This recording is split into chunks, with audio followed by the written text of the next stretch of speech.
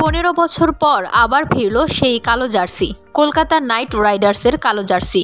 আইপিএলে যে দুবার গ্রুপ পর্বের গণ্ডি পেরোতে ব্যর্থ হয় কেকেআর, সেই সময় কালো জার্সি ছিল তাদের ভূষণ। তাই অশুভ তকমা পেয়েছিল কলকাতার এই কালো জার্সি। আর এই তকমা দেওয়ার পেছনে অন্যতম হাত ছিল দলটির অন্যতম কর্ণধার অভিনেত্রী জুহি চাওলার।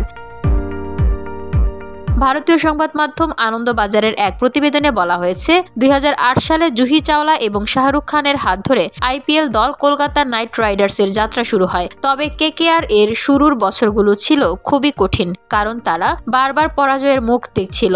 আর এই কঠিন সময়ের জুহি বিশ্বাস করতে শুরু করেন দলের কালো জার্সি তাদের খারাপ ফলাফলের জন্য অন্যতম দায়ী।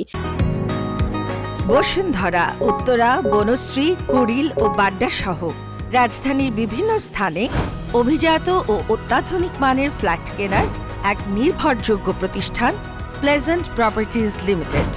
তাই আপনার স্বপ্নের আবাসনের জন্য আজই যোগাযোগ করুন।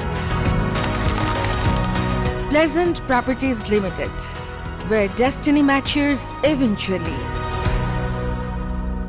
কেকেআর এর জার্সি কালো থেকে বেগুনি হয়ে যায়। জুহির দাবি, তারপর থেকেই তাদের ভাগ্য ধীরে ধীরে পরিবর্তিত হতে থাকে। জুহি আগেও বলেছিলেন তিনি শুরু থেকে কালো এবং সোনালী সংমিশ্রণে তৈরি এই জার্সিতে খুশি ছিলেন না। Gujarat chamber of commerce and industry অনুষ্ঠানে তিনি বলেছিলেন, আমরা জানতাম না কিভাবে একটি ক্রিকেট ফ্র্যাঞ্চাইজি চালাতে হয়। আর আমি মনে করি শাহরুখের বাড়িতে মিটিং এর সময় সবকিছুই ইন হাউস হয়েছিল, জিঙ্গল থেকে শুরু করে ইউনিফর্ম। শাহরুখ কালো এবং সোনালী রঙে তা তৈরি করেছিল, আর আমি খুশি ছিলাম না। আমি ভাবছিলাম এই কালো এবং সোনালী রঙের সংযোজন কেন তৈরি হলো এই জার্সি, কারণ কালো তো অশুভ রং, তাই না? এভাবে জুহির অশুভ বিশ্বাস এবং দলের রং পরিবর্তনের পর কেকেআর ধীরে ধীরে তাদের সাফল্য ফিরে পায়।